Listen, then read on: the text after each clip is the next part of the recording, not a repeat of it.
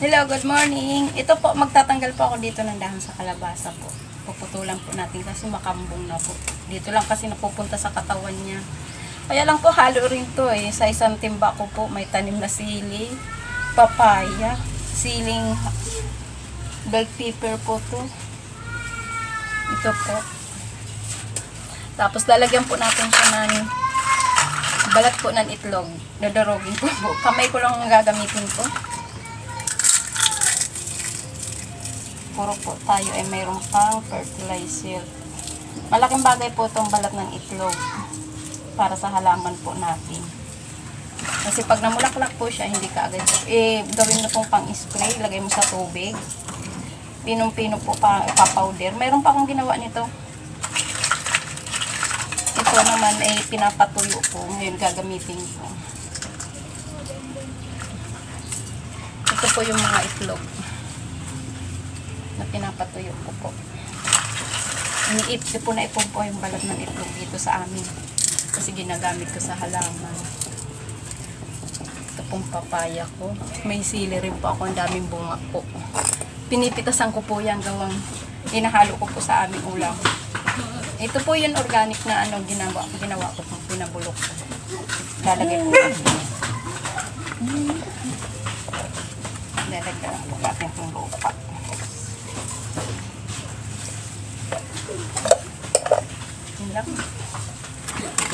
Tapos yung sili po natin, lalagyan din po natin ng balat ng itlog.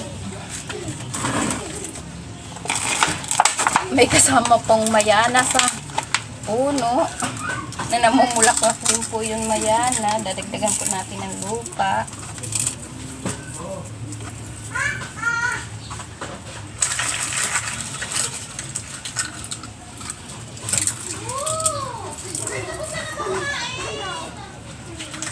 Yung gamit natin na lupa, yun organic.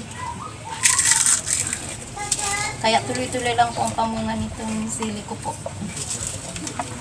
Kasi yun lang pa nilalagay ko dito.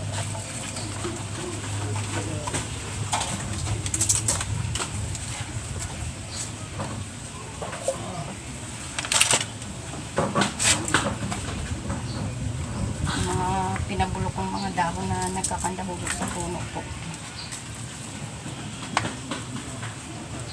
Kaya hindi po hadlang yun, hindi ka makapagtanim. Kung may buti ka man lang, tapos marunong ka magpabulok, magkakaroon ka na po ng lupa. Hindi hadlang yun. Ay, hindi ako makapagtanim kasi wala. Wala rin naman po akong pwesto. Kaya lang may bakante dito sa amin lote, nakikilagay muna po ako. Nakikilapag muna ako sa kanya kasi hindi pa niya tinatayuan ang bahay. Pag natayuan na po, ay hindi ko na alam po saan ko ilalagay kasi kaunti na lang ang pwesto ko.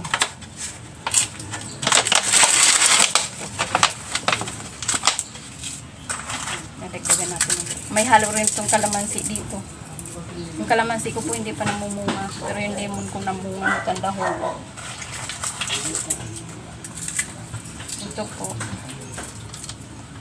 Lagay-lagay lang po tayo ng lupa. Para sa halaman natin.